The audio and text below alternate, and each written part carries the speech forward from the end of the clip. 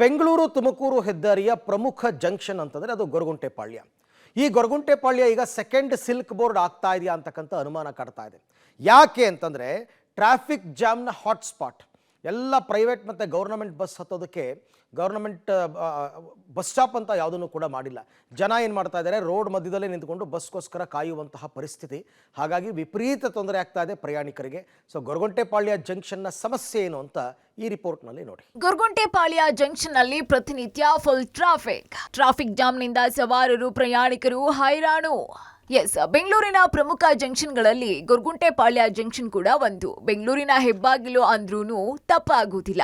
ಉತ್ತರ ಕರ್ನಾಟಕ, ಮಧ್ಯ ಕರ್ನಾಟಕ, ಕರಾವಳಿ ಕರ್ನಾಟಕದ ವಾಹನಗಳು ಈ ಜಂಕ್ಷನ್ ನಿಂದಾನೇ ಹಾದು ಬೆಂಗಳೂರು ಎಂಟ್ರಿ ಆಗಬೇಕು.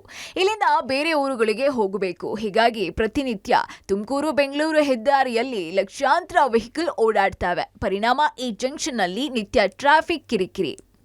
ಕಿರಿದಾದ ರಸ್ತೆ, ಟ್ರಾಫಿಕ್ ಜಾಮ್ ಪರಿಣಾಮ ವಾಹನ ಸವಾರರು ಪ್ರಯಾಣಿಕರು ದಿನನಿತ್ಯ ಹೈರಾಣಾಗಿ ಹೋಗಿದ್ದಾರೆ. ಕಿರಿದಾದ ರಸ್ತೆಯಲ್ಲಿ ಒಂದು ಬಸ್ ಸಾಕಿದ ಮೇಲೆ ಮತ್ತೊಂದು ಬಸ್ ಸಾಕೋದಿಕ್ಕೆ ಸಾಧ್ಯ. ಅಷ್ಟೇ ಅಲ್ಲ, ಪ್ರಯಾಣಿಕರನ್ನ ಪಿಕಪ್ ಮಾಡೋದಿಕ್ಕೆ ಬಸ್ಗಳು ನಿಮಿಷಗಟ್ಟಲೆ ನಿಲ್ತವೆ. ಇದರಿಂದ ಇಲ್ಲಿ ಸಿಕ್ಕಾಪಟ್ಟೆ ಸಂಚಾರ ದಟ್ಟಣೆ ಆಗ್ತಾ ಇದೆ. ಪ್ರಯಾಣಿಕರು ರಸ್ತೆ ಮಧ್ಯೆನೇ ಬಸ್ಗಾಗಿ ಕಾಯೋದ್ರಿಂದ ಸಮಸ್ಯೆ ಆಗ್ತಿದೆ.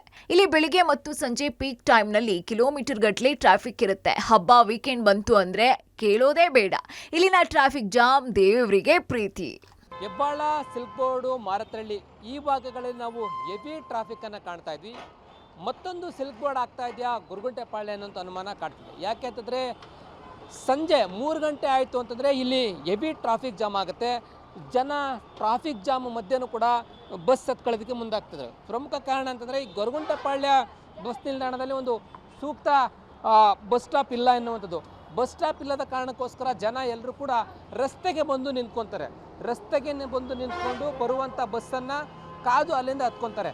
ಇಲ್ಲಿ ಸೂಕ್ತ ಬಸ್ ಸ್ಟಾಪ್ ಇಲ್ಲದ ಕಾರಣ ಬಂದಂಥ ಬಸ್ಗಳು ರಸ್ತೆ ಮಧ್ಯೆ ನಿಲ್ಲಿಸಿ ಪ್ರಯಾಣಿಕರನ್ನು ಹತ್ತಿಸ್ಕೊಂಡು ಹೋಗ್ತಾರೆ.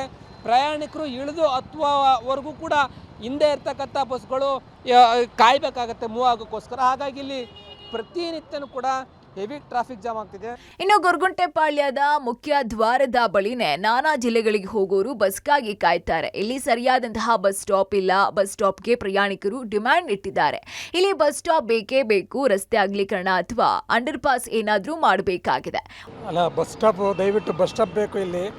ಯಾಕಂದರೆ ಎಲ್ಲ ಕಡೆಯಿಂದ ಬಸ್ ಬರುತ್ತೆ. KSRTCನೂ ಇಲ್ಲೇ ನಿಲ್ಲಿಸ್ತಾರೆ, BMTCನೂ ಇಲ್ಲೇ ನಿಲ್ಲಿಸ್ತಾರೆ. ನೋಡಿ ಎಷ್ಟೊಂದು ಜನ ಇದ್ದಾರೆ ನೋಡಿ. ಬಸ್ ಸ್ಟಾಪ್ ಅನ್ನೋದು ಜನಗಳಿಗೆ ಒಂದು ಮುಖ್ಯವಾದ ವ್ಯವಸ್ಥೆ. ಅದು ಇಂತಹ ಗೊರಗುಂಟೆಪಾಳ್ಯ ಅನ್ನೋದು ಒಂದು ದೊಡ್ಡ ಜಂಕ್ಷನ್ನು.